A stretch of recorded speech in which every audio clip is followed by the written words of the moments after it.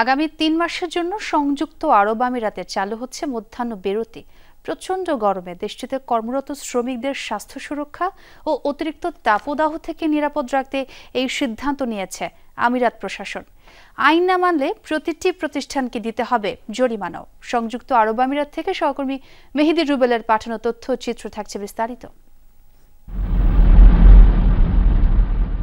তীব্র তাপদাহে হাঁসফাঁস করছে সংযুক্ত আরব আমিরাত। জুন থেকে সেপ্টেম্বর মাসে দেশটিতে তাপমাত্রা থাকে 40 থেকে 50 ডিগ্রি সেলসিয়াস, কখনো তারও বেশি। প্রখর রোদে কাজ করতে যেয়ে হিট স্ট্রোক কিংবা অন্যান্য স্বাস্থ্য জটিলতায় মৃত্যু হতে পারে বহু শ্রমিকের। তাই সংযুক্ত আরব আমিরাতে শ্রমিকদের স্বাস্থ্য সুরক্ষা ও অতিরিক্ত তাপদাহ থেকে নিরাপদ রাখতে রোববার থেকে শুরু হচ্ছে মধ্যাহ্ন বিরতি, যা চলবে 15 সেপ্টেম্বর পর্যন্ত। প্রতি বছরের মতো এবছরও এই আইনের আওতায় স্থানীয় সময় দুপুর 12:30 থেকে বিকেল 3টা পর্যন্ত রোদে কাজ করার ক্ষেত্রে নিষেধাজ্ঞা থাকবে।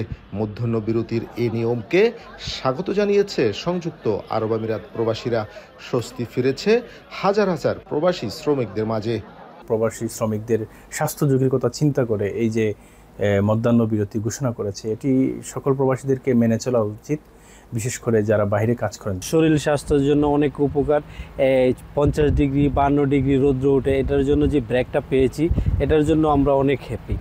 উল্লিখিত সময়ে রোদে কাজ করানোর অপরাধে জনপ্রতি শ্রমিক তাৎক্ষণিক জরিমানা দিতে হবে 5,000 দিরহাম থেকে 50,000 দিরহাম পর্যন্ত।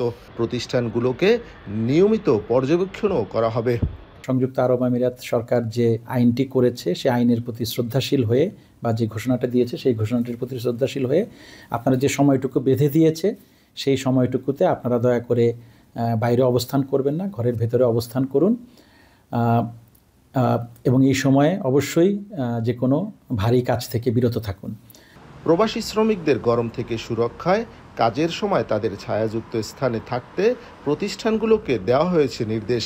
এছাড়া প্রতিটি প্রতিষ্ঠানে শ্রমিকদের জন্য পর্যাপ্ত নিরাপদ পানি ও ফার্স্ট এইড কিট রাখার নির্দেশও দেওয়া হয়েছে।